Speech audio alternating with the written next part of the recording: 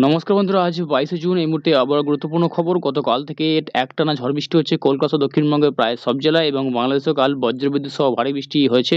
আজও কালো মেঘে ঢাকা আকাশ, আর কিছুক্ষণ পরই আবারও বৃষ্টি হতে শুরু করবে। তাহলে কি আজও একই পরিস্থিতি থাকবে? জেনে নিন বিস্তারিত আবহাওয়ার খবর। আপনাদের কাছে রিকোয়েস্ট, ভিডিওটি অবশ্যই শুরু থেকে শেষ পর্যন্ত দেখবেন। আর আপনি কোথা থেকে ভিডিও দেখছেন, সেখানকার আবহাওয়ার কি পরিস্থিতি রয়েছে, অবশ্যই কমেন্ট সেকশনে কমেন্ট করে জানাতে ভুলবেন না। আর এইরকম আবহাওয়া সংক্ষিপ্ত আপডেট পাওয়ার জন্য চ্যানেলটি সাবস্ক্রাইব করবেন। গত 24 ঘন্টায় পশ্চিমবঙ্গের বহু এলাকায় উল্লেখযোগ্য বৃষ্টিপাত হয়েছে। কলকাতায় 21শে জুন গত ৫ বছরের মধ্যে অন্যতম বেশি দৈনিক বৃষ্টিপাত রেকর্ড হয়েছে।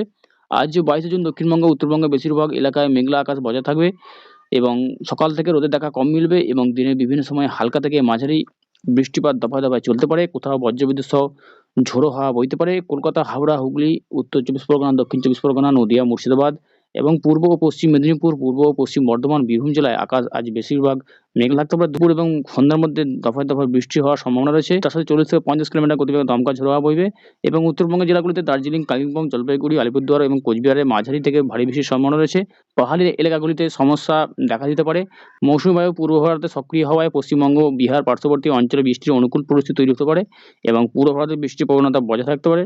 এদিকে বাংলাদেশেও আজ ভারী থেকে উত্তরে বৃষ্টির সম্ভাবনা রয়েছে। ঢাকা, কুমিল্লা, বরিশাল, মেহেরপুর সমস্ত জেলায় আজ বাংলাদেশের প্রায় সব অঞ্চলে বজ্রবিদ্যুৎ সহ ভারী থেকে অতি ভারী বৃষ্টির সম্ভাবনা রয়েছে এবং তার পাশাপাশি বৃষ্টি কয়েকদিন হওয়ার কারণে একটু তাপমাত্রা অনেকটা নিচে নেমেছে। তো বন্ধুরা, এই ছিল আজ 22শে জুন আবহাওয়ার সংক্ষিপ্ত আপডেট।